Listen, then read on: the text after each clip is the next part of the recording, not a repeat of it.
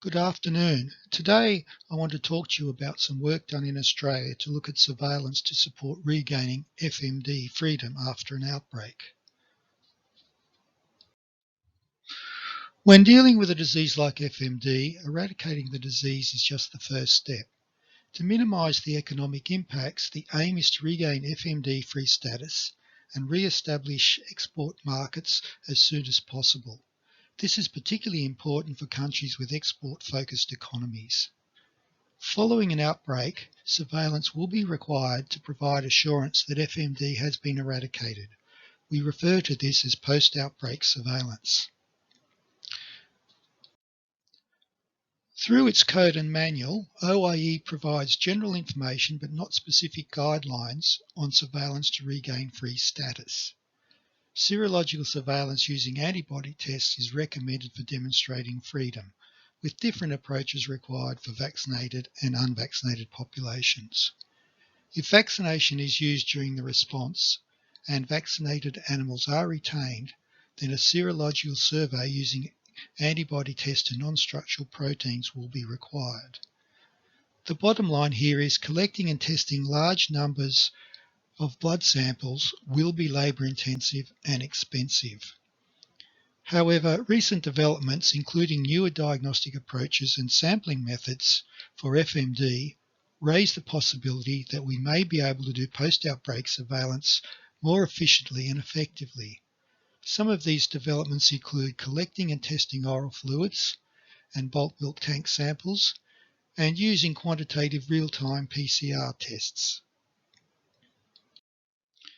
To test this hypothesis, we used epidemiological modelling to simulate FMD outbreaks in Australia using the Australian Animal Disease Spread Model, ADIS. This is a tool used by animal health authorities to support planning and preparedness for emergency animal diseases in Australia. The model includes a post-outbreak management module which can be used to look at managing vaccinated animals and surveillance issues after an outbreak.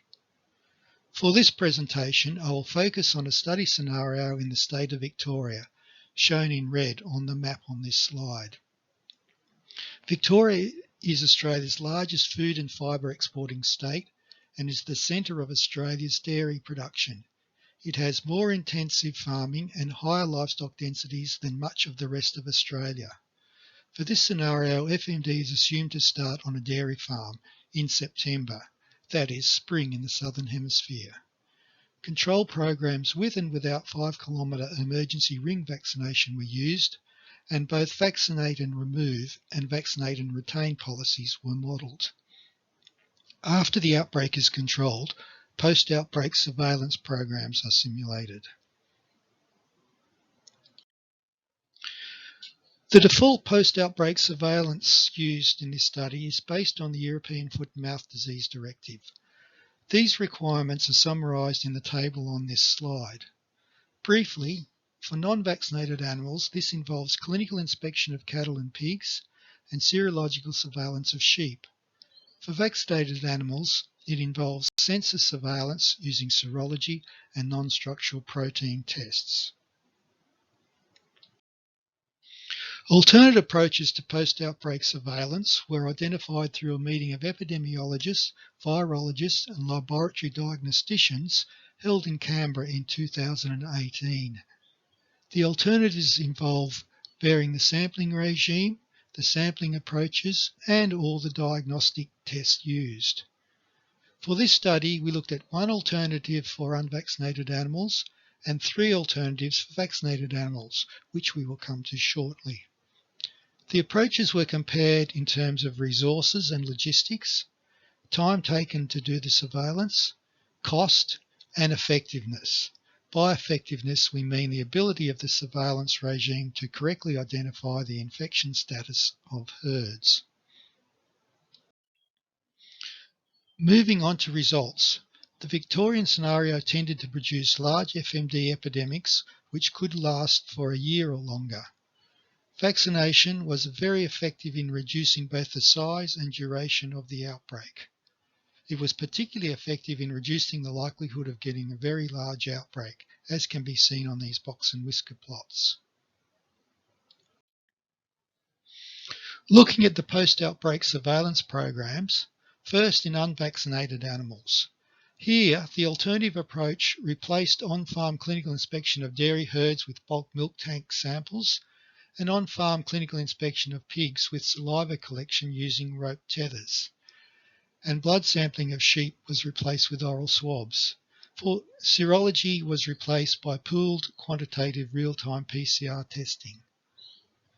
Compared to the baseline, on average, the alternative approach reduced the time to complete the surveillance by 12% and reduced the cost by 31%, a saving of around 4.3 million Australian dollars. Importantly, there was no reduction in effectiveness surveillance. In fact, there was a significant reduction in the number of false positives and a reduced likelihood of missing a true positive herd. In vaccinated animals, the first alternative approach retained serology but reduced the sampling intensity.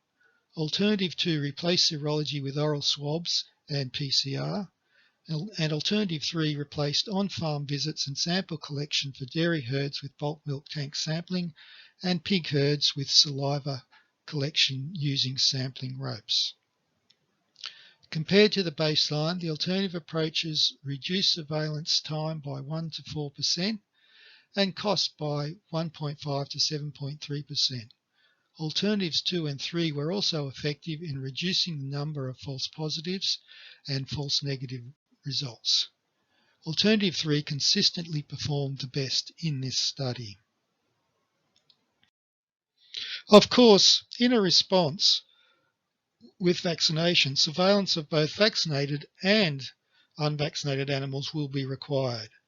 When we combine the alternative for unvaccinated animals with the best performing alternative 3 for vaccinated animals, compared to the baseline, we were able to reduce average surveillance time by 11 days and average surveillance cost by 3.7 million Australian dollars. So, in conclusion, substantiating freedom from infection after an outbreak of FMD is an essential component of a control program. If vaccination is used and vaccinated animals are retained, then additional surveillance of this population will be required. We have shown that alternative approaches based on non-invasive sampling methods and real-time PCR tests have the potential to enable post-outbreak surveillance to be done more quickly and less expensively than traditional approaches based on serological surveys.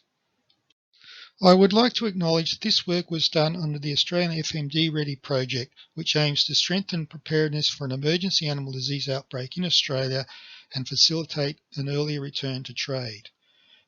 This project uses FMD as its model. Thank you for your attention.